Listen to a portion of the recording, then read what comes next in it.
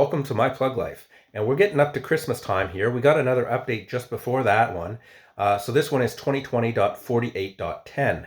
Now, I think there's going to be another update which will have a whole bunch of Christmas stuff on that. So look at that in the future. That's apparently supposed to be pretty good. Elon recommends it. But on this particular update, we only get a few things. So on my car, I'm getting text messaging improvements. So this is where the text messages will group together. So that is, if you're driving and somebody texts you 2 or 3 things at the same time, the car will group it together and read it all at once. Much more useful than the current system. And then you can just reply one time. You don't have to scroll through each of them while you're driving. That's not really safe, right? Next thing, they made improvements to the Trax. This is your in-game music maker. So I'm not too sure how useful it is. I haven't used that a lot, but they did make some improvements to it.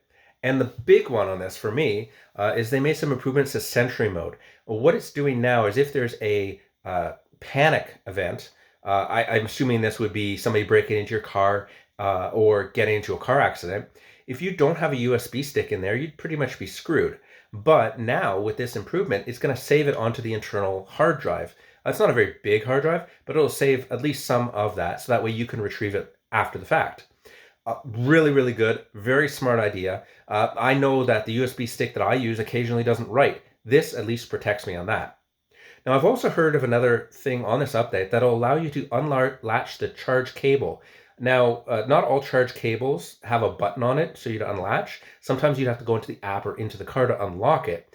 But apparently there's some cars out there that have a little button next to the charge port. I haven't seen this myself, but that allows that button to work as soon as you are able to get near the vehicle and, of course, have a way to unlock it like your cell phone or the key fob. So that's a good improvement, so you don't have to jump in and out to do all that kind of stuff. Now, I did hear also in this update in China, there's some really interesting stuff that they're doing with these updates. They have these Nav improvements that they've been doing. And they're making it better and better. Hopefully we see that soon, actually. What it does is it gives you a visualization on how you take exits on the highway.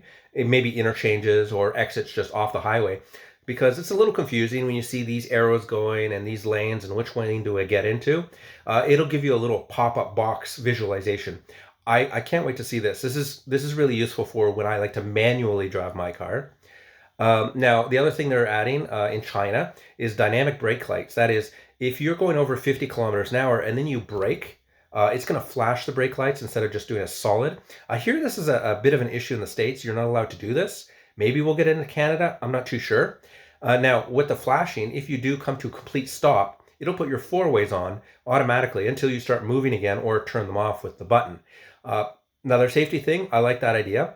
All these updates that I've seen on this hopefully will be coming to Canada as well, but just the first couple, the text messaging, the Trax, and the Sentry mode is the ones that I've seen.